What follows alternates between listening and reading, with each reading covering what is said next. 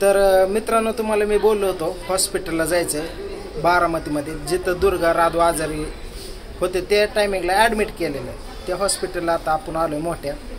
तर इकडं बघा, इथं बसलो आहे आम्ही. तर आता तिच्या नाकातून रगत येत होतं दुर्गा मावच्या. तर काय केलं डॉक्टरांनी, तिच्या नाकामध्ये औषध सोडलं आणि तिला आता इंजेक्शन अशी दिले ती तुम्हाला सांगतो. तर हे तिची फाईल आहे. तर ॲक्च्युली तिची जी आपण वॅक्सिन देतो, तिची लस असते, त्याची फाईल आमच्याकडून हरवल्यामुळं एवढा राडा झाला की कुठलं डोस दिला तर कुठली लस राहिली हीच आमच्या लक्षात नाही. मग आता काय केलं, आता एक लस तिला दिली बघा. इथं ह्या फाईलवर बघू शकता. आणि काय सांगितलं तिला सांगतो. ही बघा, इथनं वरच्या लसा समजा दिलेल्या, ही पिवळं दिसतंय ना, ही आता दिलेली. एक लस दिली निमोनियाची 2600 रुपयाची आणि एक 2400 रुपयाची दिली. आणि स्टिकर वगैरे लावले, इथून पुढं खाल्ल्या लस घ्यायच्या.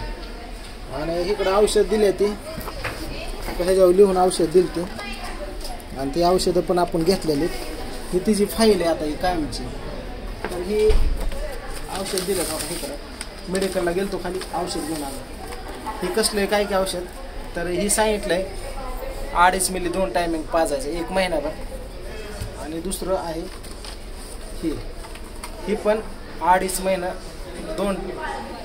1 महिना पाजायचं आहे. तर ही 2 औषधं. आणि ॲक्च्युली पहिलं ऑलरेडी एक टॉनिक आहे अजून, हे पण चालू ठेवायला सांगितलं. बघितलं का. तर असे 3 टॉनिक आहेत आता हिला, 1 2 3 आणि इकडं 1. तर आलो तर कसं आहे, डॉक्टर म्हणले की वेळेला लस घेत जावा. 10 वर्षापर्यंत प्रत्येक बाळाला लस देणं, लसीकरण करणं काम आहे, नाही तर त्याचे परिणाम नंतर तुम्हाला भोगायला लागते.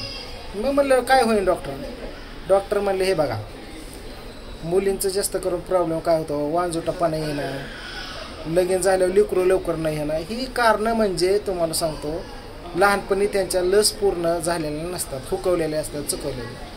अजून प्लस म्हणलं काय, मग मॅडमने सांगितलं की बाबा निमोनियाची लस घेणं गरजेचं आहे, दुसरं MMRची लस घेणं महत्त्वाच्यात, मोठ्या लसा.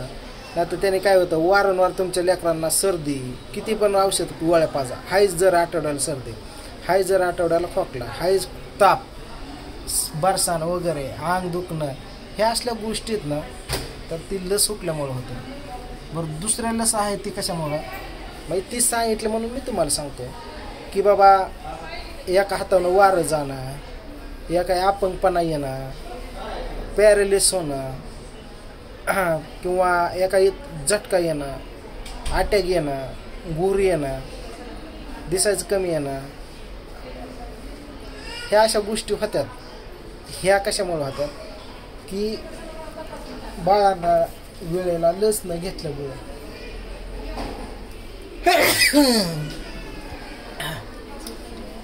चला म्हणलं जावं, कारण इकडून तुम्हाला सांगतो, मी नवीन इकडं घरी राहायला आल्यापासून एकदा दिलं तर हॉस्पिटल गेलो सरकार, तेव्हाच तिची फाईल हरवली. तसं आम्ही अंगणवाडीत जाऊन पण तिचं डोस वगैरे घेतलं, पायात इंजेक्शन दिले, तिच्या मांडीत हातात असं 3 महिने द्यायचे असतात डॉक्टरने, ती दिले ते. पण ह्या 2-3 महिन्यात तिचं कुठलंच आम्ही हे केलं नाही. आता इथून पुढं कंटिन्यू तुम्हाला मी दाखवली ही दुर्ग्याची आता फाईल आहे. तर जसं की ही बघा इथं लिहिलं आहे, हे वरचं समजा आपलं झालेलं आहे पूर्ण. आणि इथून हे पिवळं दिलं आहे, ह्या पिवळ्याला या पिवळ्याच्या खालची समधी घ्यायची ती. मग त्याची काही लई किंमत नाही, ती 1000, 700, 800, 1200 असे. पण जी महत्त्वाची त्याची पूर्ण करणं, म्हणजे पैशाचा प्रॉब्लेम सांगून जमत नाही, कारण एक दुसरं काम मागं ठेवायचं, पण हे कामं करणं लय महत्त्वाचं आहे. कारण हे पुन्हा भरून काढलं जात नाही. उद्या लाखाने रुपये येतात, कोटीने येतात, काय उपयोग नाही. वेळ निघून गेल्यावर ज्या त्या वयात जे ती इंजेक्शनं तिच्या अंगी रुजू झाले पाहिजेत, हाडवाढीसाठी, हाडला कुजटपणा येऊ नये किंवा काय अशा गोष्टी होणार, त्यासाठी समधी औषध गोळ्या देतोय. आणि तिच्या नाकामध्ये पण आता डॉक्टरांनी औषध सोडलं आहे. आणि नाही म्हणले ते उन्हाच्या त्रासामुळं होत असते. बाकी काही टेन्शन नाही. झोपली बघा. आणि आता घरी आहे राधा आणि आपाने खाल्ल्या घरी ओमला घेऊन गेले. आपाला घरी थांबवले. आम्ही इथं हॉस्पिटल येऊन बरंच वेळ थांबलो आणि गर्दी बरीच होती. 1 तास लागला. तोपर्यंत जुने सिस्टर डॉक्टर ह्यांच्या गाठी घेतल्या, कारण ते आपले व्हिडिओ बघतात. दुर्गा मावला घेऊन तिकडे गेलो दुसऱ्या ICU वॉर्डमध्ये. ते सिस्टर म्हणले बरं आहे का आता, दुर्गा नारळा शेंडी म्हणतात तिला. तर म्हणलं बरं आहे आता.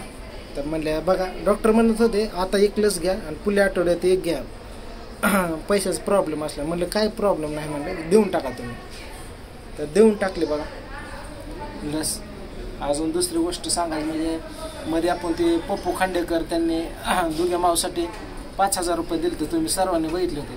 तर त्यांचे काल मी रिटर्न 5,000 रुपये पाठवले. तर ते पण बोलले थँक्यू दादा. त्यांना पण काय सिमेंट वगैरे काय आणायचं होतं, गाड्यांचे पगार करायचे. त्यांना म्हणलं की तुम्ही काय करा, इथं या, इथं आल्यानंतर मी तुम्हाला हातात देतो. कारण मला बरेच कमेंट आलं की दादा तुम्ही त्यांना पैसे दिलेला पण हेडो टाका, म्हणजे लोकांचा गैरसमज आहे. म्हणून मी त्यांना म्हणलं नाही म्हणले दादा तसं काय नाही, मी 1 तारखेला त्या टायमिंगला मी तुम्हाला कॅश देतो, तीच माघार दिलेला दाखवा. म्हणलं बरं ठीक आहे असू द्या. मला तुमच्या वेळेला माझ्या वेळेला तुम्ही दिलं.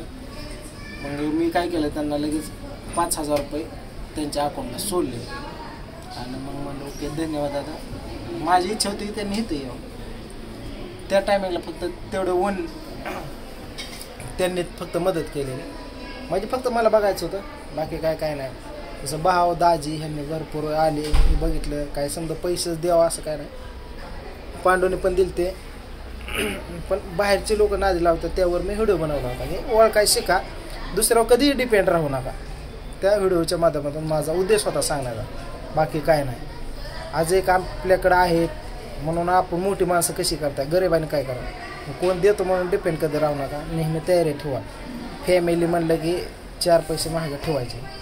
तर चला आता इथं तुम्हाला सांगतो ही झोपली होती, त्याला औषध गोळ्या हे ते घेतलंय. आता आम्ही निघतो घरी. तुला काय बोलायचं